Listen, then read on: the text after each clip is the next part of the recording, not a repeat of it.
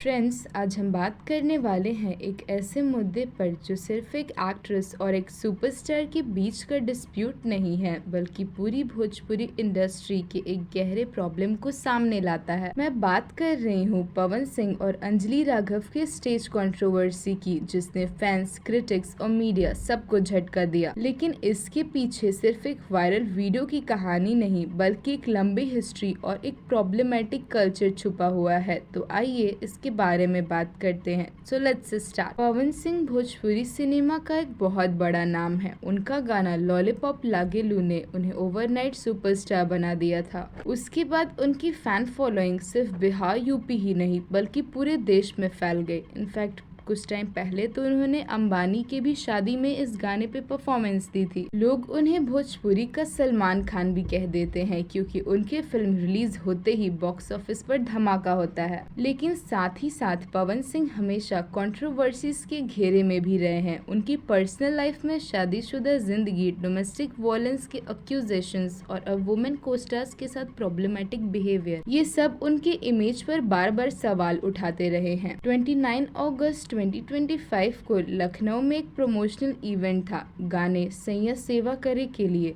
Stage पर पवन सिंह और उनकी को एक्टर अंजलि राघव दोनों परफॉर्म कर रहे थे। तभी एक मोमेंट आता है जब पवन सिंह अंजलि के वेस्ट को टच कर देते हैं, सपोजिटली ये बोलकर कि वहाँ पे कुछ लगा हुआ है। लेकिन वीडियो में अंजलि का रिएक्शन क्लियरली दिखाता है कि वो अनकंफर्टेबल फील कर रही थी। ये वीडियो सोशल मीडिया पर तुरंत वायरल हुआ और लोगों ने इस पे रिएक्ट करते हुए इस एक्ट को इनअप्रोप्रिएट और विदाउट कंसेंट बताया। हैशटैग्स ट्रेंड होने लगे और एक बार फिर पवन सिंह घेरे में आ गए इन कंट्रोवर्सीज। जब लोग अंजलि को क्वेश्चन कर रहे थे कि वो वहाँ पे हंस क्यों रही थी, उल्टा उन्हें तो पवन सिंह को थप्पड़ मारना चाहिए था, तो इतना सब सुन के वो बाद में लाइव आई। उन्होंने कहा कि इस बिहेवियर से वो हर्ट हुई है और इसी वजह से उन्होंने भोजपुरी इंडस्ट्री छोड़ने का डिसीजन लिया। ये एक बहुत बड़ा स्टेप था, क्योंकि वो एक राइजिंग स्टार थी और सडनली उन्होंने अनाउंस कर दिया कि अब वो इंडस्ट्री का हिस्सा नहीं रहेगी। और लोगों ने उनके रिएक्शन पे जब क्वेश्चन किया कि वो शायद इस चीज को एंजॉय कर रही थी, तब उन्होंने बताया कि वो कैसे अनकंफर्टेबल फील कर रही थी। और उन्होंने ये भी इंसिडेंट बताया कि जब वो स्टेज पे आई थी तो उससे पहले उनकी साड़ी पे उनका प्राइस टैग लगा हुआ था, तो उन्हें लगा कि पवन सिंह शायद उसी के बारे में बात कर रहे होंगे, कि मे बी उनके ब्लाउज पे भी ऐसा ही कुछ सिमिलर टैग लगा हुआ होगा। इस वजह से वो कंफ्यूज हो गई थी। साथ ही उन्होंने ये भी बताया कि अगर पब्लिक को ये दिख रहा था कि वो उन्हें इनअप्रोप्रिएटली टच कर रहे थे, तो पब्लिक ने क्यों कुछ रिएक्ट नहीं किया। इसके साथ ही उन्होंने ये भी बताया कि वहाँ की पब्लिक उन्हें भगवान मान रही थी, तो उनके लिए सपोर्ट देना तो बहुत दूर की बात हो गई। क्यों नहीं लिया, थप्पड़ क्यों नहीं मारा।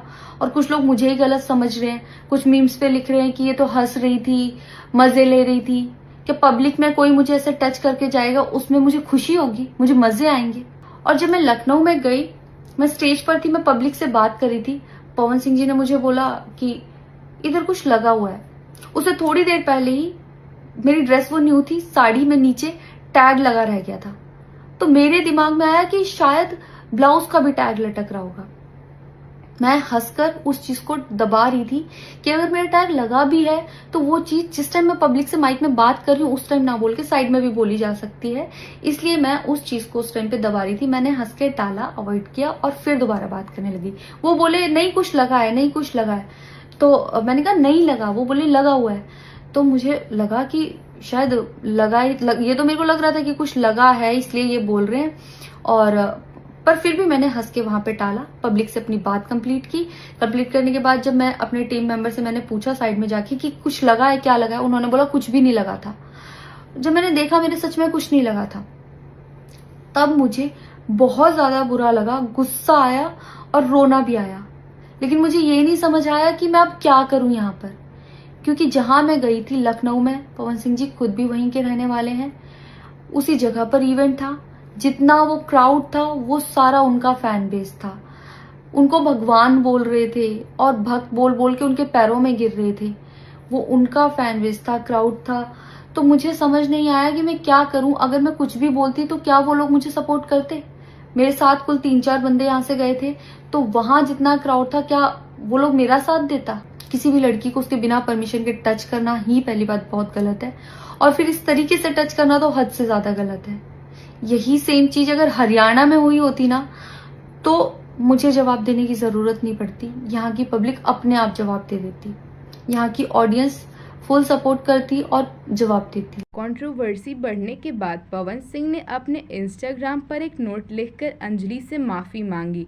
उन्होंने कहा, मेरी कोई गलत नीयत नहीं थी, लेकिन अगर मेरी वजह से अंजलि जी को हर्ट हुआ है तो मैं सिंसियर अपॉलॉजी करता हूँ। अंजलि ने भी एक सीनियर आर्टिस्ट होने के नाते उनकी माफ़ी एक्सेप्ट कर ली। इसके बाद और भी शॉकिंग क्लेम सामने आए। अंजलि ने बोला कि पवन सिंह की PR टीम और कुछ डायरेक्टर्स उन्हें प्रेशर डाल रहे हैं, उन्हें ऑनलाइन अब्यूज फेस करना पड़ रहा है। मतलब कंट्रोवर्सी खत्म होने की बजाय और गहरी हो गई। मैं पोस्ट करना चाहती थी, जो लोग लिख रहे थे कि मजे आए या हंस रही है, मैं रिप्लाई में पोस्ट करना चाहती थी। मेरे को किसी का कॉल आया था कि पवन सिंह की PR टीम बहुत स्ट्रांग है और कुछ भी ऐसा वैसा मत लिखना और ना पोस्ट करना, क्योंकि वो लोग अगर कुछ लिखेंगे ना, बहुत कुछ उल्टा लिख देंगे तुम्हारे लिए और बहुत कुछ कहेंगे और बहुत बड़ा मैटर बन जाएगा। अभी जितना परेशान हो उससे ज्यादा परेशान हो जाओगी, तो छोड़ो। मैंने ये सोच के इस चीज को अवॉइड किया। मुझे लगा 1-2 दिन में मैटर थोड़ा ठंडा हो जाएगा, कोई बात नहीं।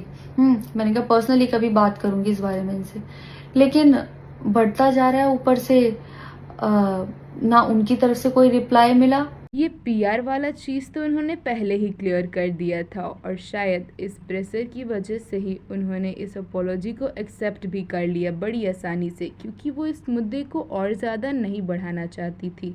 शायद इस वजह से, क्योंकि हम जानते हैं कि पवन सिंह भोजपुरी इंडस्ट्री में कितने स्ट्रांग है।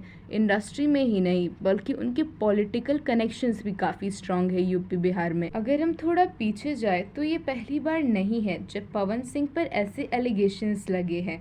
इंटरनेट पर मल्टीपल ऐसे वीडियोस वायरल हुए जहां Pawan Singh allegedly female fans के साथ इनअप्रोप्रिएट डांस मूव्स करते दिखे। उनकी पहली वाइफ नीलम ने भी सुसाइड किया था और रिपोर्ट्स में एलिगेशंस थे कि पवन सिंह के बाहर अफेयर्स चल रहे थे। इस चीज़ से तंग आकर के नीलम ने शादी के 3 महीने के अंदर ही ऐसा सब कर लिया।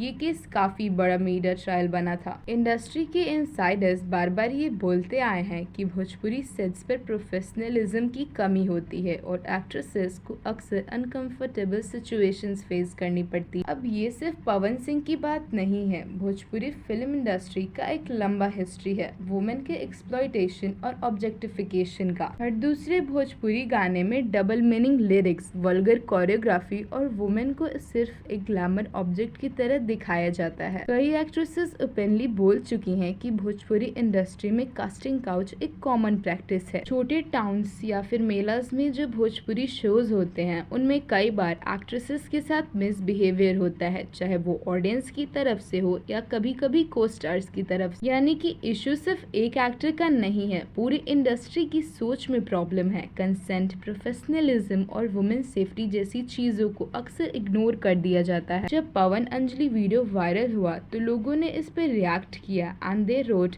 कि ये सिर्फ एक और एग्जाम्पल है भोजपुरी इंडस्ट्री के गिरते हुए स्टैंडर्ड्स का। यूट्यूब पर डिबेट्स होने लगे, न्यूज़ चैनल्स पर पैनल्स डिस्कस करने लगे कि अब वक्त आ गया है कि इंडस्ट्री को सुधारना होगा। कुछ लोग पवन सिंह के सपोर्ट में भी आए और बोले कि वो एक बड़े स्टार है, उनकी कोई बुरी नीयत नहीं थी। लेकिन मेजॉरिटी ने इस बात पर जोर दिया कि इंटेंशन से ज़्यादा ज़रूरी है एक्शन और उसका इम्पैक्ट। अगर एक वुमेन अनकंफर्टेबल फील कर रही है तो बस वही सबसे बड़ी बात होती है। एंड इन सब को देख करके मुझे काफ़ी शॉक लगा खुद में कि लाइक सीरियसली ऐसी हिस्ट्री और ऐसी हरकतें करने के बाद लोग इसे सपोर्ट भी कैसे कर सकते हैं।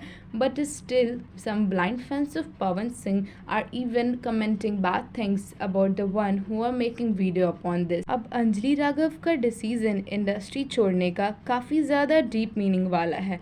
लाइक सीरियसली, मतलब अगर टैलेंटेड एक्ट्रेसेस सिर्फ इसलिए इंडस्ट्री से दूर भाग रही हैं क्योंकि वहाँ सेफ एनवायरनमेंट नहीं है, तो फ्यूचर में भोजपुरी सिनेमा का क्या होगा। ऑलरेडी भोजपुरी सिनेमा को चीप कंटेंट के टैग से स्ट्रगल करना पड़ रहा है और अगर इस तरह की कंट्रोवर्सीज चलती रहेंगी तो इंडस्ट्री की क्रेडिबिलिटी और गिरती रहेगी। फ्रेंड्स, पवन सिंह और अंजलि की कंट्रोवर्सी से एक बात तो मुझे क्लियरली पता चला दैट कंसेंट इज एवरीथिंग। कोई भी छोटी सी एक्शन, चाहे वो मजाक में हो या बिना इंटेंशन के हो, अगर उससे सामने वाले को अनकंफर्टेबल फील कराए तो वो गलत है। और ये बात सिर्फ भोजपुरी इंडस्ट्री की नहीं है, बल्कि हर इंडस्ट्री के लिए इक्वली इम्पोर्टेंट है। भोजपुरी सिनेमा के लिए अब वक्त आ गया है कि वो अपनी इमेज क्लीन करे, वुमेन के लिए सेफ एनवायरनमेंट बनाए और ऑडियंस को भी सिर्फ वल्गर कंटेंट नहीं बल्कि क्वालिटी कंटेंट दे, वरना हर नई कंट्रोवर्सी के साथ ये इंडस्ट्री और नीचे गिरती रहेगी। और बात सिर्फ इंडस्ट्री की ही नहीं है,